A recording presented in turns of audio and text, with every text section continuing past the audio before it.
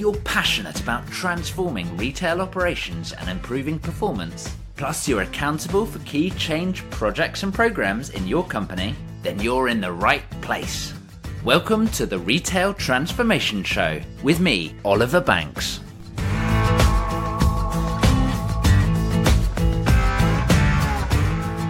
Hey, it's Oliver Banks here, and I am privileged to be your host here on the Retail Transformation Show. I hope you're having a fantastic day.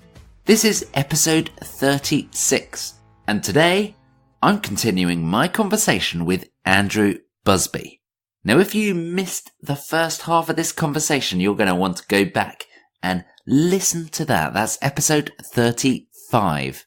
In that episode, Andrew dived into a whole load of different elements that are affecting the retail industry right here, right now in 2019. But with so many different challenges facing the owners, managers and teams of physical stores, bricks and mortar stores, how do you really see what's going on? It can be difficult, and that's kind of where we're going today. We're going to be diving down into some of those challenges a little bit deeper, and Andrew's going to lay out a few actions that you can take to start turning things around. But before we get going, I'd just like to let you know who Andrew is. If you're not familiar with him, then you should definitely follow him on Twitter. His handle is @AndrewBusby. Who is he? Well, he's the CEO and founder of Retail Reflections. He's an analyst, a writer, a keynote speaker on some of the hottest challenges and trends, but with a particular eye on consumer behavior, customer experience, and technology and how that plays into the retail marketplace. You'll find his writing work in Forbes, and there are some brilliant articles. I'm looking at some of his most recent articles right now. He's talking about customer behavior, he's talking about different business models. Andrew writes on a ton of really interesting and topical subjects. And you can read all of those. I'm going to link to a few great articles on the show notes page for today, which you can find at ob&co.uk/36, along with some other links and Andrew's contact info as well if you want to reach out to him. So we're getting ready to dive back into the second part of this conversation. Now, just to do a bit of previously on the Retail Transformation Show, we were talking about some of the big retail challenges facing physical stores. Now, there's obviously all sorts of different things going on, but also we dive into some of the reasons why some stores and retailers are doing well and others aren't. What is the secret sauce that defines how to be successful in today's retail marketplace? So we dived into that, and we're continuing to dive into that in just a second. So if you're enjoying this, do remember to hit subscribe if you're a new listener. And if you keep coming back and you're already subscribed, then thank you so much. I really appreciate you listening in and joining in the conversation. So without further ado, here is the second part of my conversation with Andrew Busby. Enjoy!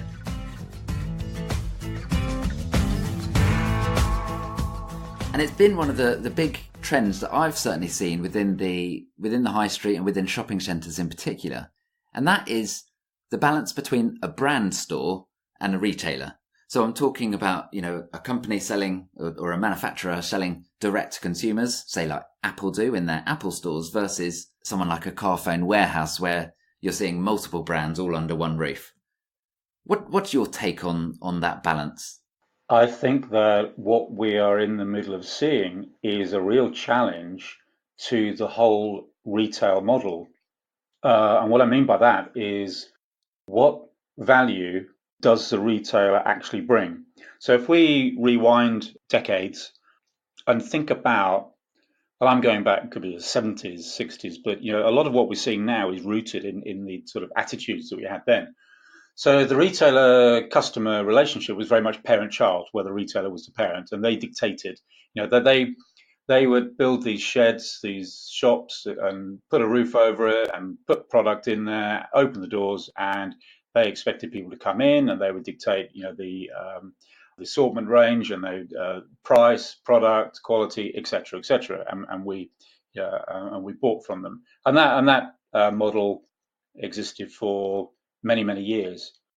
What we're seeing now with the rise, really since the global financial crisis in 2008, what we've seen now with the rise of the savvy consumer, and of course, most of us, not all, but most of us have a smartphone, we have access to the internet, and therefore we're far sharper, we're far keener in terms of our research and our awareness and so on and so forth. What that has done has completely flipped that relationship. And so when you overlay now the fact that you've got the direct to consumer model, it was, as you say, Apple's a good example, Dyson being another one, Away luggage. Yep. Great luggage. They started online, they're opening plenty of stores. What you're seeing really is a challenge to what does retail have to offer. So you've got the manufacturer, you've got the wholesaler, the retailer, and the consumer. And more people, I think, are questioning, well, why do I need to go to a retailer? Well, I'm quite happy going direct to, I play my music at home through Sonos speakers, and I link that up with Alexa to control it and Spotify to provide the music, and it works brilliantly. Now, I don't care where I get my Sonos speakers from. It could be from John Lewis, it could be direct from Sonos. Who knows? But I really don't care. Once you get that Sonos box, the Sonos product, wherever it is you get it from, it's going to be the same. Yeah, and importantly, it's going to be the same price. People aren't allowed to discount that. So yeah, you know what you're getting. So I think that what this is forcing retailers to do is to really rethink their role in life and what do they have to offer. And I think in that respect, they've been caught wrong-footed. They've been, for too long, they have been on as they always have done. But what we're seeing now is a complete shake-up of the whole consumer landscape. And I think again that's another reason why we're seeing some retailers really struggling because they've been caught out. And it comes back to that same point, right? Relevance. What is the purpose? What is the point of that particular retail business? Yeah, you need to be famous for something. For me, that's key. You need to understand your brand.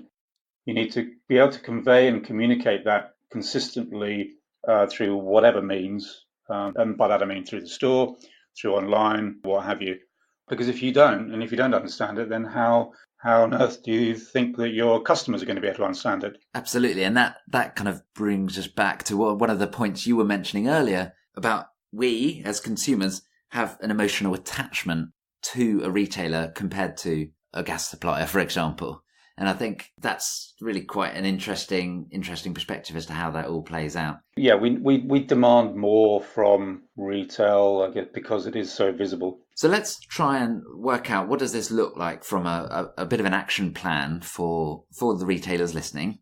What is it they need to do tangibly? What is it they need to do to make their stores successful, in your opinion, Andrew? I think you constantly need to give your customers a reason to return. Now, we talk an awful lot about experiential, and I loathe that term. But what it means is that there needs to be a reason, and the reason needs to excite us. It needs to intrigue us. It needs to inspire us. If your stores aren't doing that, then you're not giving us a reason to come in and spend time there. But more than that, you really need to show that you care and you understand about your customer. And so, if I had a room full of 100 retailers and asked them, is your business customer centric, customer focused? Everybody, I'm sure, will put their hand up. But how many really are putting the customer first? And I think actually very few are. One notable exception would be Timpson's. Good example. Where Timpson's, I believe I'm right in saying that their store managers have a degree of empowerment up to £500 to resolve a customer problem. Now, there aren't many retailers around that do that. And, I think if you're going to have people working in your stores, and retail is quite fascinating because you can have a 20-something store manager who's actually running a multi-million pound business when you think of the turnover of maybe a large supermarket. Absolutely. And that's quite some responsibility. So if you're placing that responsibility in that person's hands, then you really need to empower them. And I think that empowerment then translates into far better customer service and therefore far better customer experience. They've got some skin in the game, right? Once a manager and a team is empowered, Well, exactly. Yeah. Yeah. they're very much interested. They've got the tools Yeah. and the talent, hopefully, to be able to make a difference for that customer. Well, yeah, because then you're empowering them to run their own business. And I think this is another area where, for me, too many retail models are run on a very much a command and control from the center basis. Mm. And I do understand the need for governance and consistency and so forth. I get all that. But I think that at the same time, the old ways and the old rule book needs to be thrown away because it's simply not fit for purpose.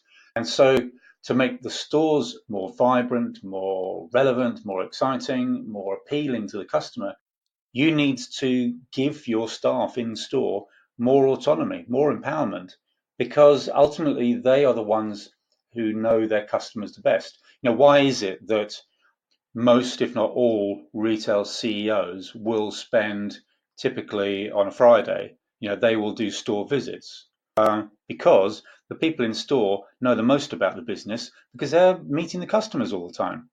So, some of this is not, you notice that I haven't really mentioned technology here. And there's a good reason for that because technology is not in itself the answer. You can throw all the shiny baubles you like at a store, but without that human element, then it's simply not going to work.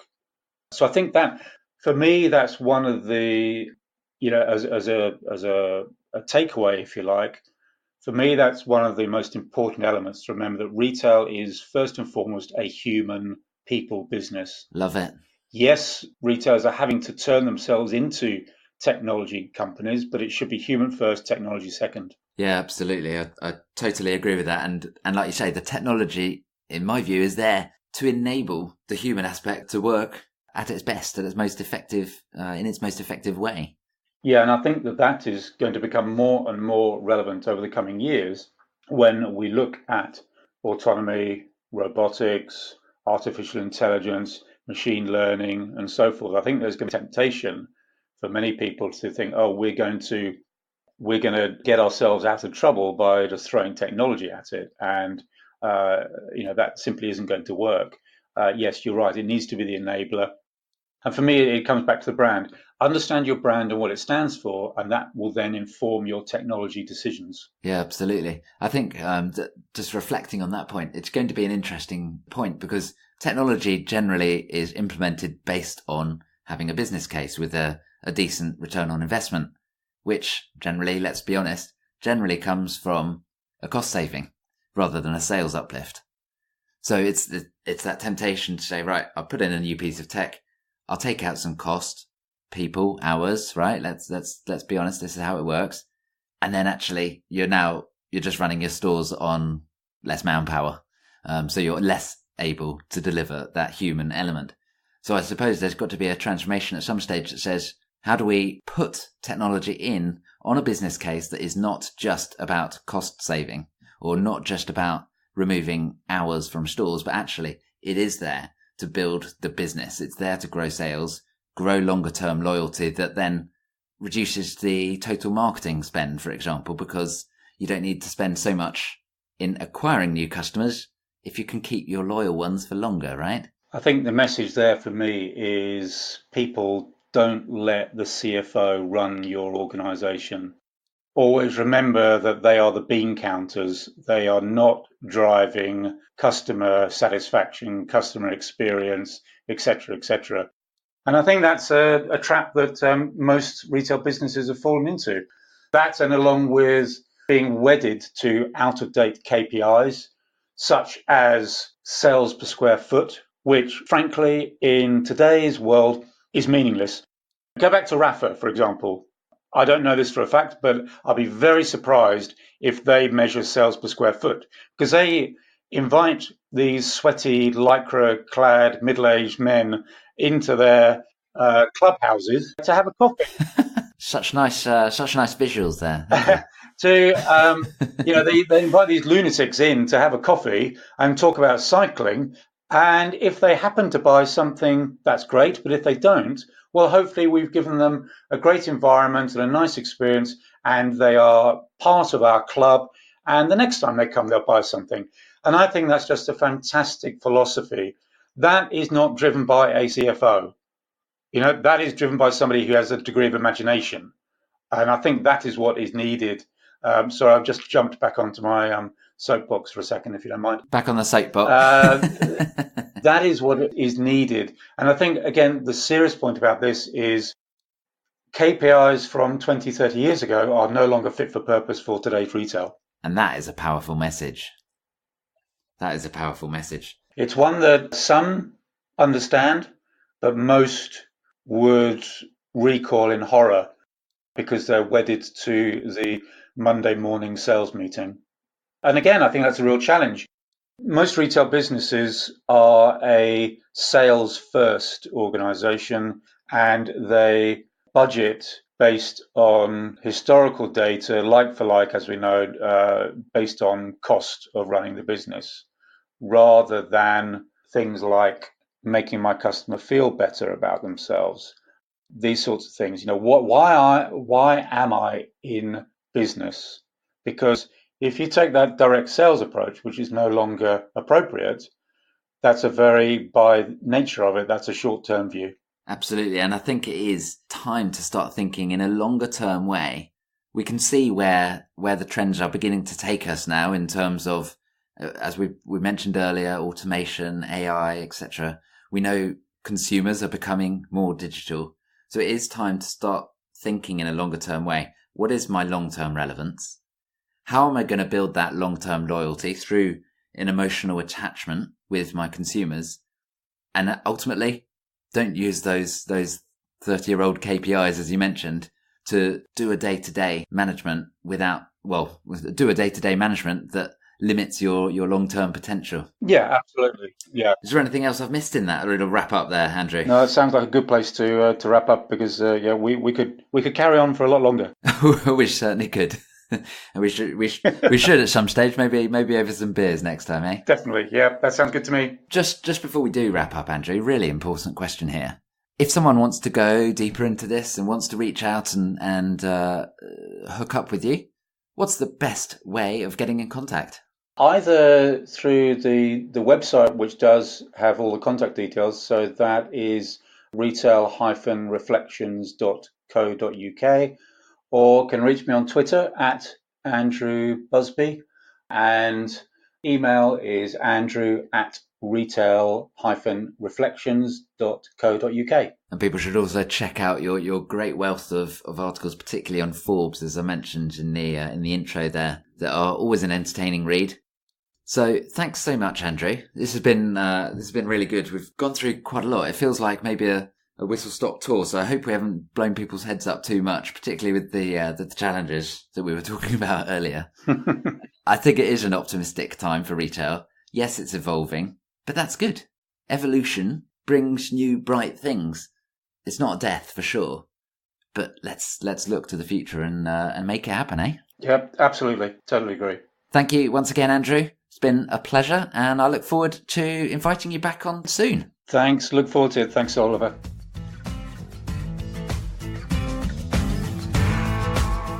Wasn't that a fantastic conversation there with Andrew?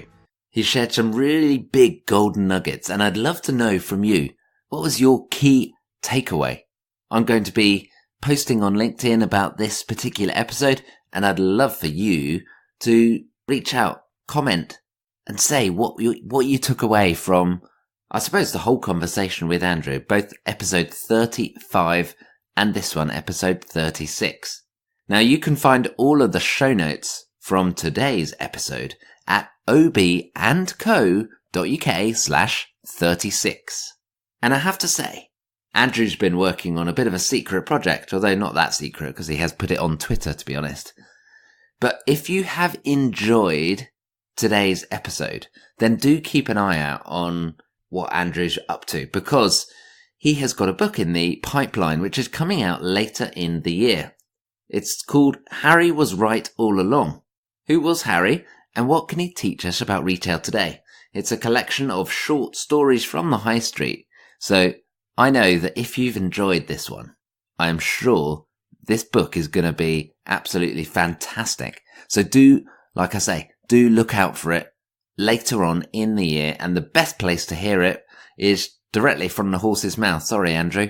But go and follow him on Twitter at Andrew Busby if you're not already doing so. And I'm sure you will hear all about it right there. So we're going to wrap this episode up right now. For my US-based listeners, I hope you have a fantastic 4th of July. Happy Independence Day. And to my UK listeners, particularly those in the independent market, the indies, Happy Independence Day. I hope you have a blast.